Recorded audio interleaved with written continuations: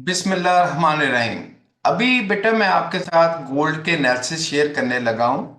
ये गोल्ड के एनालिसिस आज 1 नवंबर है जिस वक्त ये वीडियो अपलोड हो रही है, और ये सैटरडे है आज। तो 3 नवंबर पे ये अप्लाई होंगे जब मार्केट ओपन होगी। आपको पता सैटरडे संडे कमोडिटी मार्केट और फॉरेक्स मार्केट जो है वो क्लोज होती है, क्रिप्टो मार्केट ओपन होती है।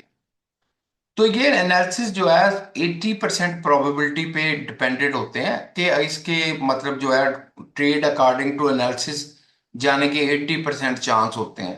100% सर्टन कुछ भी नहीं होता, ट्रेडिंग में कुछ भी नहीं होता, क्योंकि ये जजमेंटल होता है। इसमें हम कैंडल को अपनी मर्जी से मूव नहीं कर सकते। लेकिन दूसरी तरफ ये है, क्योंकि हम मार्केट मेकर नहीं है ना, हम कोई इंस्टीट्यूशंस तो नहीं है कि हम कैंडल को अपनी मर्जी से मूव कर लेंगे कि हाई इन्वेस्टमेंट करके या विड्रॉ करके। हाँ, अलबत्ता हम जो है मार्केट को प्रिडिक्ट कर सकते होते हैं, कैंडल की मूवमेंट को जो है वो असेस करने की ट्राई करते होते हैं। आप इसे देखें, इंशाल्लाह अजीज अल्लाह ताला फायदा देगा। सबसे पहले मैंने डेली का चार्ट खोला, गोल्ड का। डेली का चार्ट खोल के जो डे की कैंडल्स बनी हुई हैं, उसके डे की कैंडल्स के मैंने हाई और लो जो प्रीवियस डे है, लास्ट डे से उससे प्रीवियस डे, यानी ये जो ग्रीन कलर की कैंडल है, लास्ट डे की तो कैंडल मूव बाद में हुई है, पहले उससे पिछले दिन की कैंडल मूव हुई है, यानी कि जो थर्सडे की थी, रेड कलर वाली जो है वो फ्राइडे की है। अब जब थर्सडे में ये कैंडल बनी थी ग्रीन कलर की, तो फ्राइडे ने जो क्लोज दिया है, तो आप यहां पे गौर से अगर आप देखें तो फ्राइडे ने रेड कलर की कैंडल बनाई बेरिश, लेकिन उसने लिक्विडिटी स्वीप की है। उसने प्रीवियस जो थर्सडे का कैंडल है उसका हाई उसने ब्रेक नहीं किया, उसने उसकी लिक्विडिटी स्वीप की है, विक लगाई है बाहर, और क्लोजर उसने अंदर दिया है। तो ये क्लासिक कैंडल रेंज होती है। इस पे जो लोग कैंडल रेंज थ्योरी को समझते हैं उनको अच्छी तरह पता है यहाँ पे चांसेस इस वक्त ये है कि मार्केट बाइस के हिसाब से अगली कैंडल जो है वो आपकी, वो सॉरी, ये अगली कैंडल जो है वो आपकी जो है इससे नीचे की तरफ बनेगी। ठीक, इसका मतलब बाइस जो है, जो आपका मंडे का है, वो बेरिश है, बुलिश नहीं है। यानी उस दिन मार्केट सेल करेगी, बाय नहीं करेगी। लेकिन जाहिर है ये मार्केट जो होती है उसमें ट्रेंड मूव करता है तो फर्दर उसकी रिट्रेसमेंट भी होती है। यानी इसमें आप कह सकते हैं कि डबल मूवमेंट होती है, थोड़ी सी ऊपर की तरफ होगी तो फिर थोड़ी सी नीचे की तरफ होगी। ऐसे नहीं होगा कि डायरेक्टली मार्केट नीचे गिरती चली जाए। वन साइडेड मूवमेंट कभी नहीं मार्केट देती।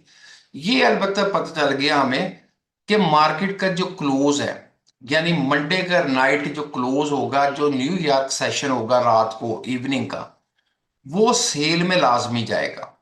ठीक, जो मार्केट असेसमेंट है कैंडल रेंज थ्योरी की उसके बारे में। अब ये कि इसे देखने के बाद कि बेरिश है, बेरिश है तो इसका मतलब ये है कि इवनिंग उसकी क्लोजर की तरफ लेके जाएगी, डाउन की तरफ लेके जाएगी, क्यों बेरिश बनेगा। मॉर्निंग ये जो है एशिया सेशन, मॉर्निंग का, ये अप की तरफ जाएगा, सिडनी और एशिया जो है वो अप की तरफ जाएगा। अब इसको जो है ना वो उठा के हम इसे जो है वो शिफ्ट करते हैं। फिर देखते हैं कि 1 आवर पे इसे शिफ्ट करते हैं। 1 आवर में ये पहली बात तो ये कैंडल ये नीचे से आ रही है, ये डेली का हाई जरूर लेंगी। यानी यहां से ये कैंडल मूव करते करते जैसे ही मार्केट होगी तो ये डेली हाई की तरफ जाएंगी। ये डेली हाई की तरफ जाएंगी, जो इसकी मूवमेंट होगी एशिया सेशन में, सिडनी सेशन में। और आपको पता है कि लंदन सेशन फिर कंसोलिडेट करेगा। अगर एशिया सेशन ने कंसोलिडेट यहां पे किया तो फिर ये कि लंदन सेशन ऊपर लेके जाएगा। और फिर आपको ये भी पता है कि जो न्यूयॉर्क सेशन होगा वो रिवर्सल देगा, क्योंकि कैंडल ने बेरिश बनना, रिवर्सल देगा तो वो बेरिश पे क्लोज होगी। न्यूयॉर्क सेशन एशिया के रिवर्सल देता होता है। एशिया प्लस लंदन, इनको इकट्ठा करें तो इसकी रिवर्सल न्यूयॉर्क सेशन देता होता, तो तभी बेरिश कैंडल बनेगी। इसका मतलब मॉर्निंग में जैसे ही मार्केट 3 AM पे ओपन होगी अकॉर्डिंग टू पाकिस्तान, तो ये ऊपर की तरफ जाएगी, ठीक। और लेकिन क्लोज जो है नाइट में जाके ये नीचे देगी। अब ये कितना ऊपर जाएगी कितना नीचे जाएगी इसको देखते हैं। कि पहले तो ये भी देखें, हम अपने ट्रेंड को कंफर्म करते हैं कि बेरिश रहेगा कि नहीं रहेगा। इसके लिए मैं जिग जैग का इंडिकेटर लगा लेता हूं जो स्ट्रक्चर को वाजे करता है। अब ये कि यहां पे अगर देखें जिग जैग, तो ऑलरेडी मार्केट जो है वो बेरिश है। बेरिश है इसका मतलब उसे बेरिश चलना चाहिए। अब वो बेरिश है यहाँ पे क्योंकि उसने लोअर लो क्रिएट किया हुआ है। ये जो अंदर बन रहा है ना, lower high high low higher higher, ये इंटरनल स्ट्रक्चर है। जब कभी मार्केट ने ना हाई लेवल को ऊपर क्रॉस किया हो या ना लो लेवल को नीचे क्रॉस किया हो, जो मेजर लो या मेजर हाई है, तो बेटा ये अगर लोअर है तो मार्केट बेरिश रहती होती है। बेरिश का मतलब ये नीचे की तरफ जाएगी, मार्केट ऊपर की तरफ नहीं जाएगी, जो कि थ्योरी कहती है, आईसीटी कहती है। अब ये कि ये यहाँ पे जैसे मैंने आपसे कहा 1 आवर में, ये लाजमी तौर पे इसने जो है 1 आवर ने या डेली का हाई लेना होता है या लो लेना होता है। तो क्योंकि एशिया सेशन ओपन होना तो इसने हाई की तरफ भागना है, क्योंकि पहले ये ग्रीन बनेगा तो एंड पे रेड बनेगा। पहले ये हाई की तरफ जाएगा तो इसका मतलब प्राइसेस जो है वो इंक्रीज होंगी। ये डेली के हाई की लिक्विडिटी लेगा। अब लिक्विडिटी लेने के लिए उसे विक लगानी पड़ेगी। और छोटे टाइम फ्रेमवर्क में अगर देखेंगे 5 मिनट 15 मिनट में, तो वहां पे ये कि कैंडल्स बनेगी। बड़े टाइम फ्रेमवर्क में जो विक होती, छोटे टाइम फ्रेमवर्क की वो कैंडल्स होती। वो विक जो लगेगी, ये आपके पास यहां पे ये ये आपके पास जो है फेयर वैल्यू गैप पड़ा है 1 आवर का। और ये 4 आवर में भी इसी तरह गैप है। इसका मतलब ये कि मार्केट जब उठेगी तो ये टोटल स्टोरी इसकी जो है वो total story sorry total story ये बनेगी इसकी कि ये उठेगी ऊपर जाके, लिक्विडिटी लेगी 1 डे की। 1 डे की लिक्विडिटी लिक्विडिटी लेके ये आपके जो है ना अपना फेयर वैल्यू गैप को, ये फेयर वैल्यू गैप को हिट करेगी। फेयर वैल्यू गैप को हिट करके ये नीचे आके क्लोज देगी। ये ऐसे मार्केट को चलना चाहिए, क्योंकि सीआरटी भी बेरिश है, ठीक। और मार्केट ने किसी ना किसी लेवल से रिवर्सल लेनी होती है। लेवल के लिए यहाँ पे फेयर वैल्यू गैप है या उससे पहले ये सप्लाई जोन पड़ा हुआ है, अगर आप लोग सप्लाई जोन को समझते हैं, ठीक। यहाँ पे ये सप्लाई जोन, लेकिन ये सप्लाई जोन मीट हो गया था। फर्दर फिर यहाँ पे सप्लाई जोन था, लेकिन ये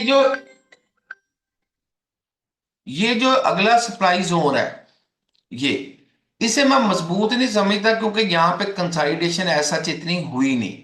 सप्लाई जोन के लिए बेस बनाना जरूरी होता है, कंसाइडेशन 3-4 घंटे होना जरूरी होता है। ये इतनी हुई नहीं, 1 घंटा 2 घंटे बस कंसाइडेशन हुई है, और इसलिए सप्लाई जोन इतना मजबूत नहीं। लेकिन बहरहाल एनीवे ये इधर जाएगी, उधर के बाद ये है कि ये नीचे की तरफ लेके इसे आएंगे। अगर दूसरी पॉसिबिलिटी फिर ये हो सकती है, सेकंड पॉसिबिलिटी, कि ये कैंडल्स जो है, ये सेकंड पॉसिबिलिटी है। ये कैंडल्स जो है सॉरी, ये क्या करें, सॉरी ये मुझे, हाँ जी, ये यहीं से ड्रॉप हो, फर्दर एक न्यू लोअर क्रिएट करे, और ये फिर फेयर वैल्यू गैप पड़ा, उसको टकरा के ये फिर ऊपर की तरफ निकल जाए। क्योंकि ये अगर डायरेक्ट नीचे आ जाती है पहले ही, तो ये फिर आपका लोअर जो है, ये मैं ये लगा देता हूं, ये हाई लो, ये फिर वैलिड नहीं रहेगा। ये यहीं से अगर घूम के वापस आती है तो ये न्यू हायर लो क्रिएट होगा, और फिर ये ऊपर की तरफ जो जाके हाई हाई को क्रॉस करेगी, और फिर वो वही वाली बात है, फेयर वैल्यू से रिवर्स लेके फिर नीचे की तरफ आ जाएगी। तो ये एनालिसिस है, गलत भी हो सकते हैं सही भी हो सकते हैं, लेकिन बहरहाल एक्सपीरियंस बेस पे ये मैंने आपके साथ शेयर कर दिए।